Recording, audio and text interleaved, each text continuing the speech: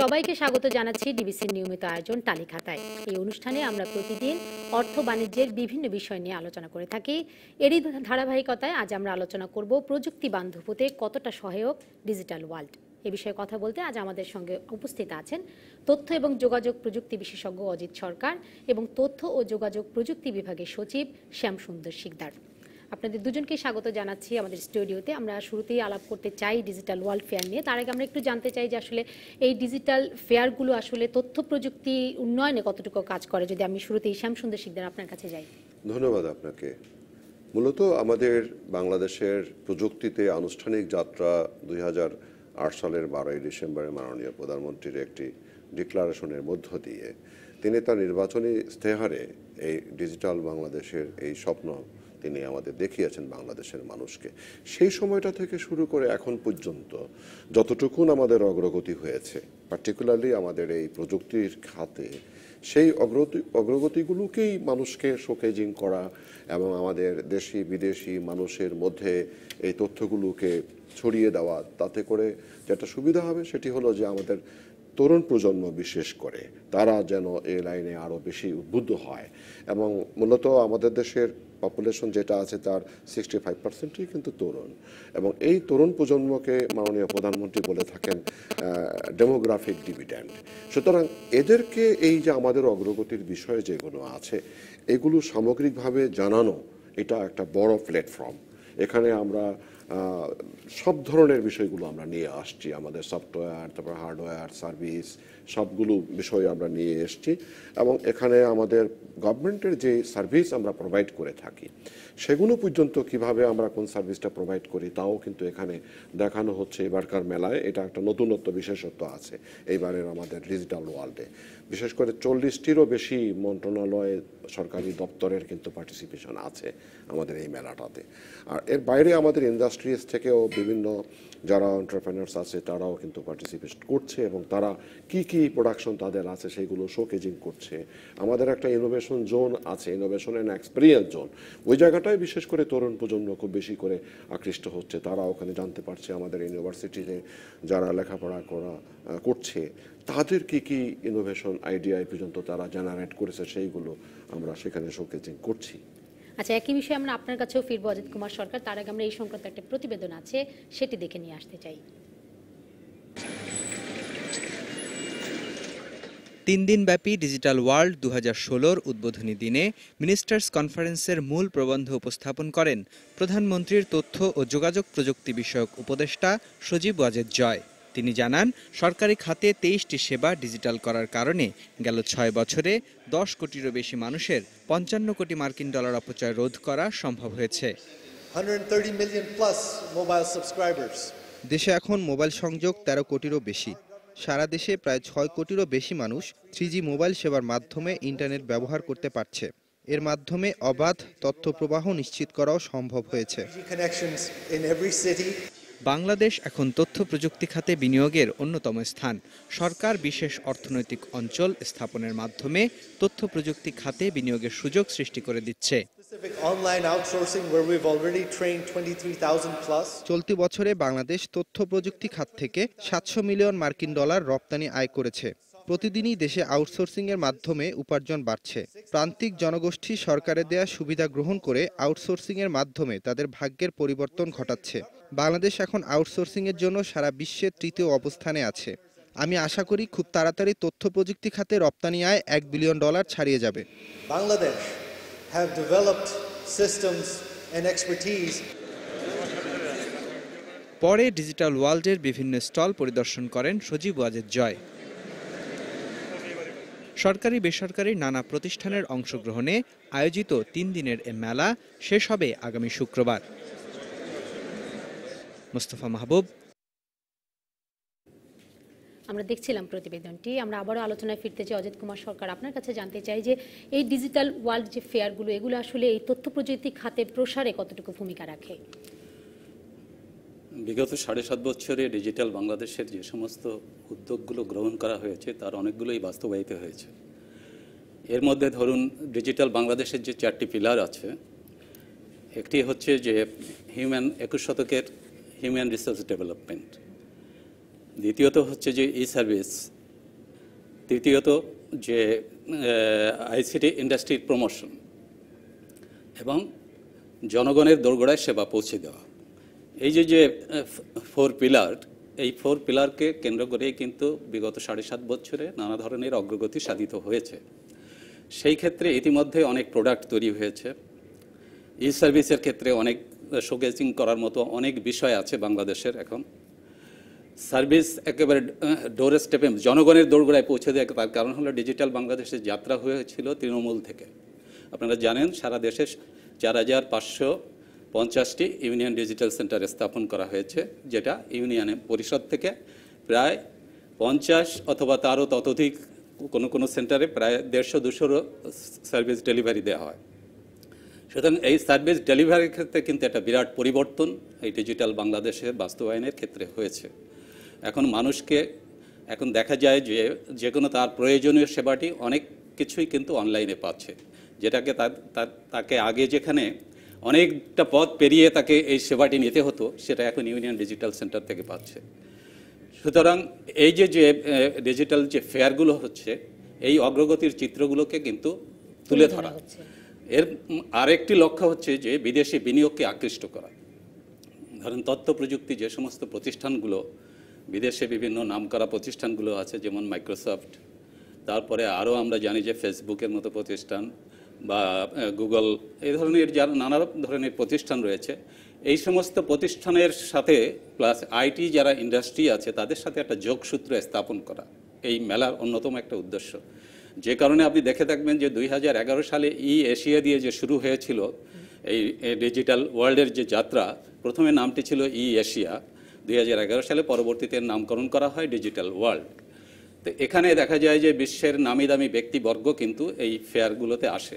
যেমন আমরা দেখেছি যে দেশীয় যারা উদ্যোক্তা আছে তারাও, এবং দেশীয় উদ্যোক্তাদের সাথে একটা ব্রিজ তৈরি করে দেওয়া।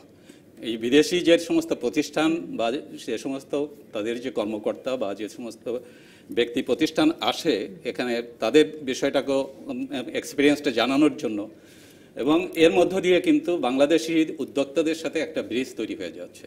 আরেকটি সচিব মহোদয় যেটা বলেছে যে ডেমোগ্রাফিক ডিভিডেন্ডের যে কথা, US the world fact book, তারা বলেছে যে বাংলাদেশে যে ডেমোগ্রাফিক ডিভিডেন্ডে রয়েছে, অর্থাৎ বাংলাদেশে যে 65% যে মানুষ, যে তরুণ সম্প্রদায়, তারা হলো 35 বছরের নিচে। সুতরাং এই মানুষদের সাথে ডিজিটাল বাংলাদেশের যে অগ্রগতিটাকে তাদের কাছেও শোকেজিং করা, তাদেরকে তুলে ধরা, তারা যাতে উৎসাহিত হয়। এবং বিদেশি যারা আসলো, বিদেশি যে সমস্ত প্রতিষ্ঠানগুলো বা ব্যক্তিবর্গ আসলো, তারা যে ইনফরমেশনগুলো শেয়ার করছে, এই তরুণরা কিন্তু সেগুলো জানছে। এর মধ্য দিয়ে হলো কি যে আমাদের যে তথ্য প্রযুক্তির কাজের যে অগ্রগতিগুলো যেমন তারা এই তরুণরা জানছে, তেমনি বিদেশি যারা আছে তারাও কিন্তু যে সমস্ত সেমিনার সিম্পোজিয়ামে তারা যোগদান করে যে সমস্ত বক্তব্য রাখছে, সেই বিষয়গুলোর সাথে কিন্তু তারাও পরিচিত হচ্ছে। আমি মনে করি যে এই ডিজিটাল ওয়ার্ল্ড এটা যে প্রতি বছর হচ্ছে, এবং এই প্রতি বছর হওয়ার মধ্য দিয়ে দেশের তরুণ সমাজই সবচাইতে বেশি আকৃষ্ট হচ্ছে। আপনি জানেন যে 2008 সালের 12 ডিসেম্বর যে ডিজিটাল বাংলাদেশের যে ঘোষণা দেওয়া হয় বাস্তবায়নের, এটি ছিল বাংলাদেশের রাজনৈতিক ইতিহাসে সবচাইতে প্রেরণাদায়ী একটি কর্মসূচির নাম, এবং এটি সবচাইতে বেশি আকর্ষিত করেছিল এদেশের তরুণ সমাজকে। সেই তরুণ সমাজকে টার্গেট করেই কিন্তু ডিজিটাল ওয়ার্ল্ড আয়োজন করা হয়, যেখানে তাদের একটা প্রাণের মেলায় পরিণত হয়, এবং তারা এসে এই সমস্ত তথ্য প্রযুক্তি সম্পর্কিত যে অ্যাডভান্সমেন্ট সেগুলো তারা জানতে পারে। আচ্ছা, এর সাথে আমি একটি প্রশ্ন আপনার কাছে রাখতে চাই, সেটি হচ্ছে যে আমরা বলছি যে এটি একটি সম্ভাবনাময় খাত, এখনো কি কোনো প্রতিবন্ধকতা আছে এই সম্ভাবনাকে, মানে প্রতিবন্ধকতা কি আছে কিনা এখন এইসব খাতের কোনো? হ্যাঁ, এটা তো তথ্য প্রযুক্তি অবশ্যই একটি সম্ভাবনাময় খাত। এই খাতের জন্য যে এখানে আমাদের সামনে কিন্তু আগে কোনো ভিশন ছিল না যে আমরা আমাদের তথ্য প্রযুক্তি খাতকে কত দূর এগিয়ে নেব, সেটার জন্য যে একটি রূপকল্প লাগে সেটা কিন্তু ছিল না। সেটা আমরা পেলাম 2008 সালের 12 ডিসেম্বর মাননীয় প্রধানমন্ত্রী ঘোষণা থেকে, যে একটি ভিশনকে তারা তুলে ধরল।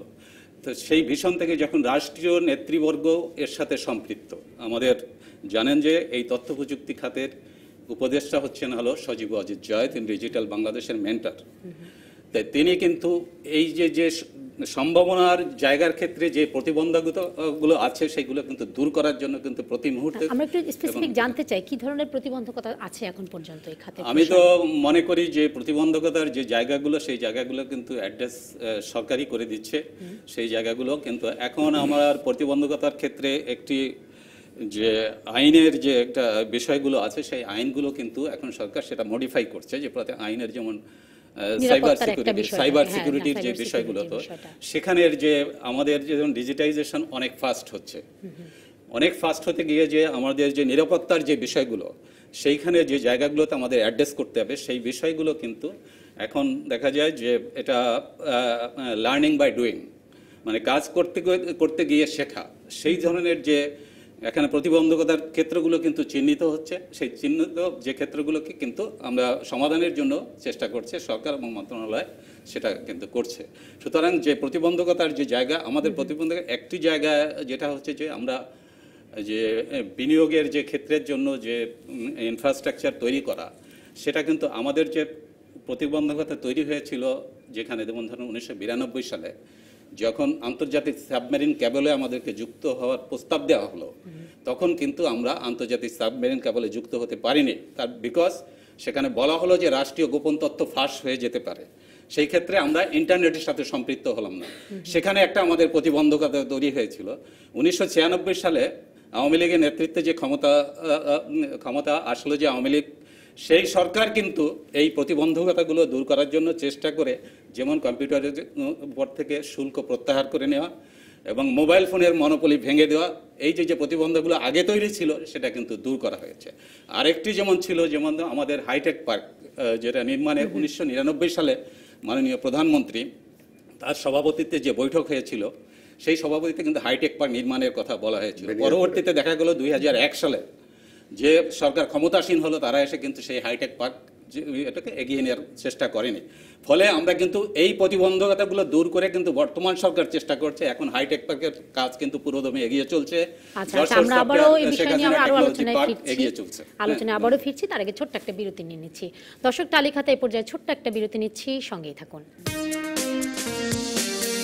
বিরতির পর তালিকাতায় স্বাগত জানাচ্ছি আরেকবার। আমরা আলোচনা করছিলাম প্রযুক্তি বান্ধব হতে কতটা সহায়ক ডিজিটাল ওয়ার্ল্ড।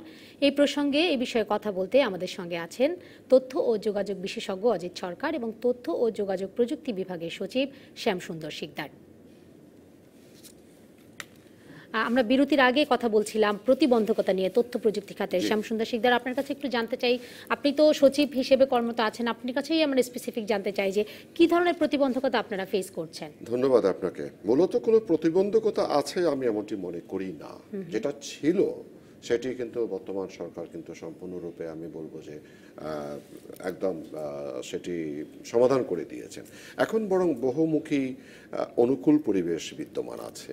যেমনটি ধরুন আমাদের দেশে হাইটেক পার্কগুলোতে কিন্তু আমরা পিপিপি মডেলে আমরা কাজ করছি, সেখানেও এক ধরনের বিনিয়োগের একটা সুযোগ সৃষ্টি হয়েছে পাবলিক প্রাইভেট পার্টনারশিপের মধ্য দিয়ে, এবং আমরা সরকারের পক্ষ থেকে জায়গা দিচ্ছি, সেখানে অবকাঠামো তৈরি করে দিচ্ছি, এবং এরপরেও আমরা সেখানে ডেভেলপারের মাধ্যমে বাকি উন্নয়ন কাজগুলো করছি। এবং এই কাজ করতে যে আমরা সেখানে কিন্তু ডেভেলপারের জন্য বা অন্য যারা বিনিয়োগকারী আসবেন তাদের জন্য কিন্তু আমরা কিন্তু ইনসেন্টিভ প্যাকেজ আমরা করেছি 2014 সালের থেকে আরম্ভ করে এ পর্যন্ত 11টা এসআরও দিয়েছি, এবং এর মধ্য দিয়ে আপনার ডেভেলপারের জন্য 12 বছরের আপনার ট্যাক্স এক্সেমশন ফ্যাসিলিটিস আছে, এবং যারা অন্য ইনভেস্টর থাকবেন তাদের জন্য 10 ইয়ার্স ট্যাক্স এক্সেমশন আছে। তারপরে ফরেন ইনভেস্টরের জন্য 100% ওনারশিপের একটা ফ্যাসিলিটিস আছে। তারপরে আপনার বন্ডেড ওয়্যার হাউস ফ্যাসিলিটিস আছে। এরপরে আপনার ক্যাপিটাল মেশিনারিজ ইম্পোর্ট করতে গেলে সেখানে আপনার ডিউটি ফ্রি সেগুলো পারচেজ করতে পারবে, ইম্পোর্ট করতে পারবে, এই ফ্যাসিলিটিস আছে। আপনার মোটর ভেহিকেল ওই হাইটেক পার্কের ফ্যাক্টরিতে ইউজ করার জন্য দুটো আপনার ডিউটি ফ্রি কিনে আনতে পারবে বিদেশ থেকে। আরও একটা জিনিস আছে বিদেশিদের জন্য খুবই অ্যাট্রাকটিভ, সেটি হলো যে আপনার রিপ্র্যাকটিশিয়ান ফ্যাসিলিটিস, 100% ক্যাপিটাল অ্যান্ড প্রফিট যদি কখনো কোনো ফরেন ইনভেস্টর মনে করে তারা উইথড্র করবে, দে ক্যান ডু ইট, এরকম কিছু ইনসেন্টিভ প্যাকেজ আমাদের আছে। আর অ্যাপার্ট ফ্রম দিস আমরা কিন্তু তরুণদের জন্য আমরা কিন্তু স্টার্ট আপ আমরা শুরু করেছি একদম, যেমন জনতা টাওয়ার যেটা আমাদের কারণ বাজারে আছে, সেখানে আমরা 72,000 স্কোয়ার ফিটের একটি ফ্লোর স্পেস আমরা সেখানে আছে বিদ্যমান এই বিল্ডিংয়ে, এবং এখানে অলরেডি আমরা 17টা কোম্পানিকে কিন্তু 15টা কোম্পানিকে কিন্তু ফ্লোর স্পেস আমরা বরাদ্দ দিয়েছি। তার মধ্যে আবার আরও কিছু স্পেস আছে যেখানে 50টা স্টার্ট আপ কোম্পানিকে আমরা কিন্তু সেখানে আমরা তাদেরকে সুযোগ সুবিধা দিয়েছি। এর মধ্যে 10টা টপ স্টার্ট আপ যারা আছে তারা ফ্রি অফ কস্ট 1 বছর সেখানে এটা ব্যবহার করতে পারবে। এইভাবে আমরা এনকারেজ করছি বিভিন্ন ইনভেস্টরদেরকে। কাজেই এখন বাংলাদেশে আইটির ইন্ডাস্ট্রি প্রমোশনের ক্ষেত্রে কিন্তু একটা, আমি বলবো একটা চমৎকার একটা সময়, এখানে প্রতিবন্ধকতা একেবারেই নেই বলতে গেলে। আমরা আবারও আলোচনায় ফিরবো, তার আগে ডিজিটাল ওয়ার্ল্ড ফেয়ার থেকে আমরা দর্শকদের একটু ঘুরিয়ে আনতে চাই। দর্শক, এই মুহূর্তে রাজধানীর বসুন্ধরা আন্তর্জাতিক কনভেনশন সিটিতে শুরু হওয়া 3 দিনের ডিজিটাল ওয়ার্ল্ড 2016 কনভেনশনে আছেন সহকর্মী অনুপ অধিকারী তরুণ। বিস্তারিত জানতে তার কাছে চলে যাচ্ছি। তরুণ, আপনার কাছে আমরা জানতে চাই, আজকে তো মেলার দ্বিতীয় দিন চলছে, কেমন দেখছেন দর্শনার্থীদের ভিড়, সেই সাথে কি কি সেশন আজকে হলো এখন পর্যন্ত?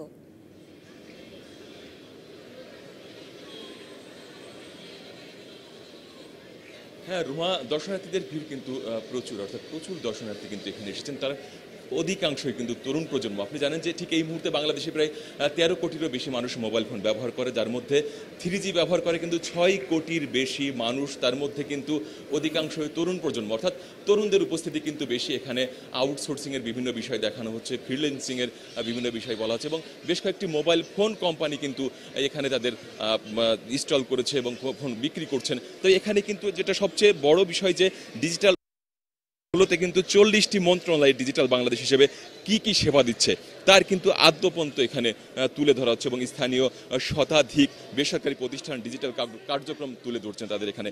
আর এখানে কিন্তু আপনার মাইক্রোসফটের মতো প্রতিষ্ঠান, ফেসবুকের মতো প্রতিষ্ঠান, বিশ্ব ব্যাংক, এই সব প্রতিষ্ঠানে কিন্তু 43 জন যে অভিজ্ঞ বক্তা আছেন তারা সহ 2 শতাধিক বক্তা কিন্তু 18টি সেশন হবে এখানে গতকাল থেকে শুরু হয়েছে, সেই সেশনে অংশ নেবেন। এবং পাশাপাশি কিন্তু নেপাল, ভুটান, সৌদি আরব সহ 7টি দেশ থেকে যে প্রতিমন্ত্রী আর মন্ত্রী প্রতিমন্ত্রী এখানে এসেছেন, তারা বিভিন্ন কনফারেন্সে অংশ নিচ্ছেন, তাদের বিভিন্ন অভিজ্ঞতা শেয়ার করছেন। তবে এই প্রথম একটি বিষয় আমি আপনাকে বলতে চাই, এই প্রথম কিন্তু সম্পূর্ণ নারী উদ্যোক্তাদের একটা ইনস্টল করেছে, যেটা BWIT। আমি আপনাকে একটু দেখাতে চাই, সেটা হলো বাংলাদেশ ওমেন ইন টেকনোলজি। 2010 সালের ডিসেম্বরে যেটা প্রতিষ্ঠিত, এবং 9 জন সফল নারী উদ্যোক্তা এটি প্রতিষ্ঠা করেছিলেন। ঠিক তেমনি একজন নারী উদ্যোক্তার সাথে আমরা একটু কথা বলতে চাই, যিনি হলেন মিসেস নাজনীর কামাল, এই BWIT-র ডিরেক্টর। আপনি একটু বলবেন, আপনারা তো শুরু করেছিলেন 2010 সালের ডিসেম্বরে, এবং আপনারা যে 9 জন শুরু করেছিলেন, 9 জন যার যার ক্ষেত্রে সফল, এই শুরুতে কি ধরনের প্রতিবন্ধকতা আপনাদের সম্মুখীন হতে হয়েছিল? সফল বলবো না, আমরা কাজ করছি সেটাই। আমরা এটা শুরু করেছি আমরা 2010-এ যখন শুরু করি, তখন আমাদের একটা, যারা নাকি আমরা মোটামুটি আইটিতে একটা দাঁড়াতে পেরেছি, অ্যাটলিস্ট আমাদের শক্ত পায়ে দাঁড়াতে পেরেছি, তারা চেষ্টা করেছে যে আরও মেয়েরা আসুক আমাদের সাথে। অনেক ছেলেমেয়েরা আমাদের সময় যেরকম আইটি আলাদা ডিপার্টমেন্ট ওরকম ছিল না, আমরা বিভিন্ন সেক্টর থেকে এসে আইটিতে এসেছি, কাজ করেছি। তো যারা আইটি থেকে পাশ করেছে তারা আসুক, বিভিন্ন ক্ষেত্রে আইটি নিয়ে যারা কাজ করছে তারাও আমাদের সঙ্গে যোগ দেখ এবং কাজ করুক, এবং এগিয়ে যাওয়ার পথে যায় যে প্রতিবন্ধকতাগুলো তারা ফেস করছে তাদের যাতে আমরা সহযোগিতা করতে পারি, এবং আরও মেয়েরা এই আইটি সেক্টরে আসুক, এটাই আমাদের উদ্দেশ্য ছিল। এবং আমার মনে হয় যে আমরা দিন দিন এই সংখ্যাটা বাড়ছি। শুধু BWIT-র কথা বলবো না, যে আমি সারা বাংলাদেশে যারা আছে সব ছোট ছোট, আমরা ঢাকার বাইরেও গেছি। অসংখ্য ধন্যবাদ আপনাকে। রুমা, আপনি যেমন কি বলছিলেন, ঠিক 2010 সালে যে 9 জন সফল উদ্যোক্তা নিয়ে শুরু করেছিলেন, সেই সংখ্যা কিন্তু এখন 80 জন, অর্থাৎ 80 থেকে এর পরবর্তীতে 800 হবে, 8000 হবে, 8 লাখ হবে। আর আপনি জানেন যে সরকার কিন্তু তথ্য প্রযুক্তিতে ব্যাপকভাবে গুরুত্ব দিচ্ছে না, অর্থাৎ তথ্য প্রযুক্তিতে আগাতে পারলেই কিন্তু বাংলাদেশ সফলভাবে এগিয়ে যেতে সম্ভব হবে। এবং যে গতিতে তথ্য প্রযুক্তি আগাচ্ছে বাংলাদেশের, তাতে করে কিন্তু 41 সালের আগেই বাংলাদেশ কিন্তু ডিজিটাল বাংলাদেশ হবে, এবং বাংলাদেশ কিন্তু উন্নত দেশের কাতারে শামিল হবে। রুমা। তরুণ, ধন্যবাদ আপনাকে। আমরা শুনছিলাম ডিজিটাল ফেয়ারে তিনি বলছিলেন। জি। আমরা আরেকটি বিষয় আপনার কাছে জানতে চাই শ্যামসুন্দর শিকদার, যেটি সাইবার নিরাপত্তা বিষয়ে আসলে সরকার কোনো পদক্ষেপ নিচ্ছে কিনা বা কি ধরনের পদক্ষেপ হ্যাঁ, নিতে যাচ্ছে? খুব চমৎকার প্রশ্ন করেছেন। আমরা সাইবার নিরাপত্তা নিয়ে কিন্তু আমরা অনেকদিন আগে থেকেই ভাবছি। 2014 সালে আমরা প্রথম দুটো জিনিস করেছিলাম। একটি হলো সাইবার নিরাপত্তা পলিসি গাইডলাইন, আর একটা হলো সাইবার নিরাপত্তা স্ট্র্যাটেজি। পলিসি গাইডলাইনটাতে একটা মডেল গাইডলাইন আমরা দিয়েছিলাম, যাতে করে প্রত্যেকটা সরকারি বা বেসরকারি প্রতিষ্ঠান তাদের নিজেদের মতো করে পলিসিটা তৈরি করতে পারে। আর যেটা স্ট্র্যাটেজি ছিল, সাইবার নিরাপত্তা স্ট্র্যাটেজি, সেটির মধ্যে কতগুলো ফান্ডামেন্টাল বিষয় ছিল যে ওইগুলো ধরে ধরে আমরা সামনের দিকে এগিয়ে যাব। তার মধ্যে 3টি বিষয় উল্লেখযোগ্য ছিল। একটা হলো যে আমাদের সাইবার নিরাপত্তাটাকে অ্যাড্রেস করার জন্য একটা ইন্ডিভিজুয়াল একটা সাংগঠনিক কাঠামো দরকার। আরেকটা হলো যে আমাদের ইকুইপমেন্টস দিয়ে এটাকে সেভাবে ফেস করা বা এই জিনিসগুলোকে অ্যাড্রেস করার জন্য একটা সামর্থ্য অর্জন করা। আরেকটা ছিল একটা সুপ্রিম কাউন্সিল বা ফোরাম বাংলাদেশে থাকা দরকার, সেই বিষয়গুলো ছিল। আমরা তার এই সকল বিষয়গুলোকে মাথায় রেখেই আমরা অতি সম্প্রতি ডিজিটাল সিকিউরিটি অ্যাক্ট আমরা কিন্তু তৈরি করেছি ড্রাফট, এবং যেটা ক্যাবিনেটে আমরা উপস্থাপন করেছি, এবং সেখান থেকে এটি নীতিগত অনুমোদন আমরা পেয়ে গেছি। মাননীয় প্রধানমন্ত্রী কিছু অনুশাসন দিয়েছেন, সেই অনুশাসনের ভিত্তিতে এগুলো আমরা আরেকটু ঘষামাজা করে এখন একটা ফাইনাল করছি। এবং এর মধ্যে আমাদের একটি সাইবার এজেন্সি গঠনের কথা আছে, এবং এখানে ফরেনসিক ল্যাব তৈরি করার কথা আছে, ন্যাশনাল সার্টের কথা আছে। যদিও সার্ট এখন একটা আছে ছোটোখাটো, আমাদের সার্ট মিনস আপনার সাইবার ইনসিডেন্টস রেসপন্স টিম, এটা কিন্তু এখন আমাদের বিসিসির আওতায় কাজ করছে। আরেকটা হলো national security council, national cyber security council. এটা আমাদের মাননীয় প্রধানমন্ত্রীর নেতৃত্বে একটা পাওয়ার কমিটি একটা হবে। এই সবগুলো বিষয়ে সন্নিবেশ করেই আমাদের এই ড্রাফটটা কিন্তু হয়ে গেছে। আমরা আশা করছি যে খুব শিগগিরই এটা আমরা আবার ক্যাবিনেটে আমরা নিয়ে যাব, এবং ক্যাবিনেটের অনুমোদন পেলে এটি সংসদে যাবে। কাজেই সাইবার নিরাপত্তা নিয়ে আর আশঙ্কিত হওয়ার কোনো কারণ নেই। We are getting prepared. আচ্ছা, আমরা আবারও আলোচনায় ফিরবো, তার আগে একটা বিরতি নিয়ে নিচ্ছি। দর্শকের পর্যায়ে আমরা আরও একটা বিরতি নিচ্ছি, সঙ্গেই থাকুন।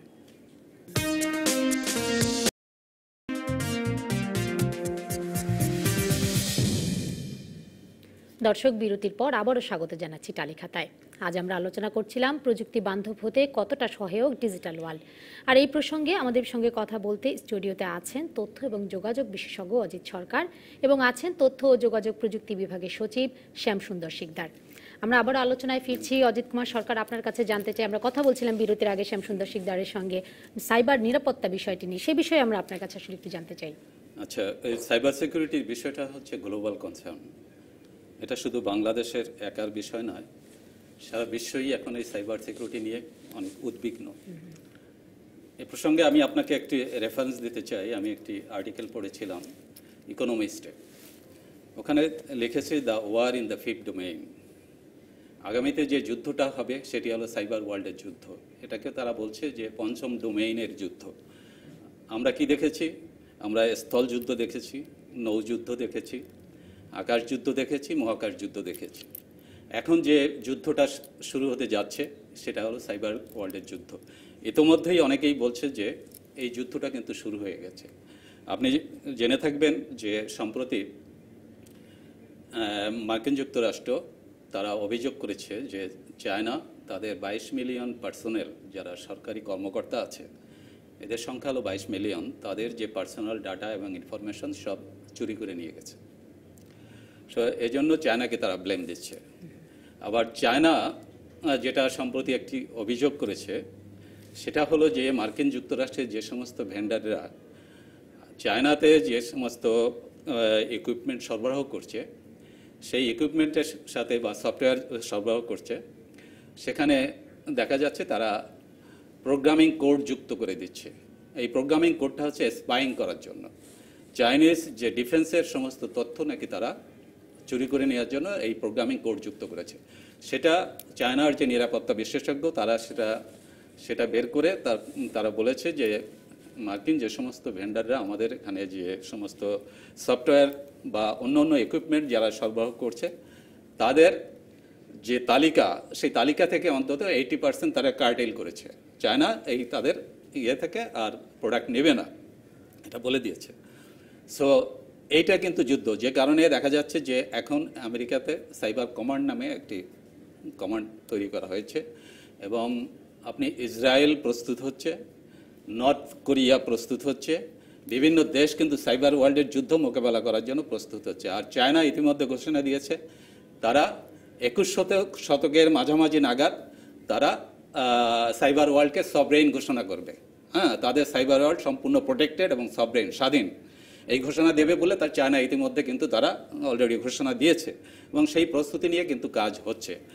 এখন আমাদের যে বিষয়টা হচ্ছে যে আমাদের যেটা চিন্তা করতে হবে যে যে সমস্ত ব্যক্তি এই সাইবার সিকিউরিটির বিষয়গুলো যারা হ্যান্ডেল করে, অর্থাৎ ম্যান বিহাইন্ড দ্য মেশিন, অর্থাৎ মেশিনের পেছনে কারা কাজ করছে, সেই ব্যক্তিগুলোকে সেইভাবে ট্রেন্ড আপ করতে হবে।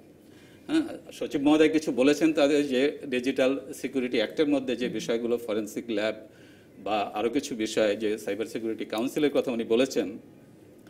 এখন আমি মনে করি আরেকটি জিনিস খুবই গুরুত্বপূর্ণ, সেটা হচ্ছে যে মানুষগুলোকে ট্রেন্ড আপ করা, যারা এটাকে পরিচালিত করবে এবং সাইবার অ্যাটাক হলে দ্রুত এটাকে মানে মিটিগেট করা যায়, সেই বিষয়ের জন্য এই মানুষগুলোকে আমাদের, এবং এটা যেমন আপনি জানেন যে আমেরিকা যে কাজটি করছে, তারা হলো হোয়াইট হ্যাট হ্যাকার্স এবং ব্ল্যাক হ্যাট হ্যাকার্স তৈরি করেছে। তারা যে ব্ল্যাক হ্যাট হ্যাকার্সরা ওদেরকে ওদের কম্পিউটার সিস্টেমের মধ্যে ঢুকিয়ে দিয়ে বলে যে তোমরা এই ব্ল্যাক হ্যাট হ্যাকারদের বলছে তো তোমরা আক্রমণ করো, তারা আক্রমণ করছে, হোয়াইট হ্যাট হ্যাকার্সরা সেটাকে প্রোটেক্ট করছে। এইভাবে তারা প্র্যাকটিসটা করছে, কিন্তু তারপরেও তারা কিন্তু তাদের তথ্য ডাটা সেগুলো ঠেকাতে পারছে না, অর্থাৎ তারা প্রোটেক্ট করতে পারছে না। সুতরাং আমাদেরকে এই বিষয়গুলোকে কগনিজেন্সের মধ্যে নিয়ে, চিন্তার মধ্যে নিয়ে কিন্তু আমাদেরকে অগ্রসর হতে হবে। আপনাকে একটা এই প্রসঙ্গে আমি আরেকটু বলি যে 1982 সালে প্রথম যে এটাকে কিন্তু বলা হচ্ছে এখন লজিক বোম। হ্যাঁ, 1982 সালে রাশিয়ার যে গুপ্তচরেরা কানাডার একটি কম্পিউটার সিস্টেমকে চুরি করেছিল। সেটা আবার তারা করেছে কি, আমেরিকানরা ওরা করছে কি, এটাকে টেম্পার্ড করে রেখেছিল। এটা রাশিয়ার গুপ্তচররা সাইবেরিয়ার একটি গ্যাস পাইপলাইনে যখন এটাকে ইনস্টল করলো এই কম্পিউটার সিস্টেমে, তখন এটাকে বাস্ট হলো। হ্যাঁ, সিরিয়াস ব্লাস্ট হলো। আমেরিকান যারা তাদের কম্পিউটার সিস্টেমে দেখে যে দাউ দাউ করে আগুন জ্বলছে, তাদের কম্পিউটার মধ্যে স্ক্রিনে ভেসে আসছে। সুতরাং এইভাবে কিন্তু ঘটনাগুলো ঘটছে, অর্থাৎ আপনার যে বিদ্যুতের, আপনার যে এয়ারপোর্টের সমস্ত জিনিসই কিন্তু ডিস্ট্রয় করে দিতে পারে। সুতরাং এই বিষয়গুলোকে মাথায় রেখে কিন্তু আমাদেরকে কাজ করতে হবে। আচ্ছা, আমরা আবারও যেতে চাই শ্যামসুন্দর শিকদার আপনার কাছে। আমরা জানি যে সরকারের পক্ষ থেকে একটা প্রকল্প ছিল এতদিন, যে উদ্যোক্তা যারা আছে, তরুণ উদ্যোক্তা, তাদেরকে উৎসাহিত করতে সহজ শর্তে ঋণ পাওয়ার ব্যাপারে ইইএফ নামে একটা ফান্ড ছিল, সেটা গত 1 বছর ধরে বন্ধ আছে। সেটা চালুর ব্যাপারে আপনারা কোনো ভাবছেন কিনা? আমি এটা বলার আগে একটু ওনার ওই প্রসঙ্গে আমি কয়েক সেকেন্ড বলবো। আমাদের সাইবার সিকিউরিটির ব্যাপারে কিন্তু এক্সপার্ট তৈরির একটা প্রশিক্ষণ চলমান আছে আমাদের বিসিসিতে। সেখানে সরকারি বেসরকারি লোকজনও সেখানে কিন্তু এগুলো প্রশিক্ষণ নিচ্ছে। আরও প্রশিক্ষণ দরকার, এটা আমি অবশ্যই বলবো যে আরও বেশি প্রশিক্ষণ দরকার। ওকে, আমি আপনার যেই ঋণের কথা বলছিলেন সেটার ব্যাপারে বলি। বাংলাদেশ ব্যাংকে একটা তহবিল করা হয়েছিল, সেখানে আপনার নতুন উদ্যোক্তা যারা আসবেন তাদের জন্য একটা নির্দিষ্ট পরিমাণের একটা ঋণ দিয়ে তাদেরকে কিছুটা এনকারেজ করার একটা বিষয় ছিল। এটি বন্ধ আছে, আপনি যেমনটি বললেন, এটি সঠিক। আমরা এখন আইটি সেক্টরের যারা উদ্যোক্তা নতুন করে এগিয়ে আসতে চায় তাদেরকে আমরা ওই রকমের একটা ঋণ সুবিধা সরকারের থেকে দেওয়ার জন্য আমাদের কিন্তু আইসিটি পলিসি 2015 যেটা আছে সেখানে কিন্তু এই প্রভিশনটা আছে। আমরা এই পলিসির মধ্যেও এটা এনেছি, এবং এখন আমরা এই ইইএফ ফান্ডটাকে চালু করছেন নাকি নতুন করে কোনো প্রকল্প? ফান্ড চালু করার বিষয়টা আমাদের পলিসির মধ্যে আছে। এখন ফান্ড তো দিবে আমরা বাংলাদেশ ব্যাংক থেকে, সেই বাংলাদেশ ব্যাংকের সাথে এখন আমাদের এটা নিয়ে আলাপ আলোচনা চলছে। আমরা তাদেরকে লেখালেখি করছি, অনুরোধ করছি। আমি আশা করি যে খুব শিগগিরই একটা ভালো রেজাল্ট আমরা পেয়ে যাব। বাংলাদেশ ব্যাংকের বর্তমান যিনি মাননীয় গভর্নর আছেন তিনিও খুব পজিটিভ এইসব ব্যাপারে। আমরা মনে করি যে এই বিষয়টি অচিরেই একটা সমাধানের পথে চলে যেতে পারবো। আর নতুন উদ্যোক্তাদেরকে কিন্তু এরকম একটা ঋণ সুবিধা, সহজ শর্তে ঋণ সুবিধা না দিলে তারা এগিয়ে যেতে পারবে না, এটা সরকার বিশ্বাস করে।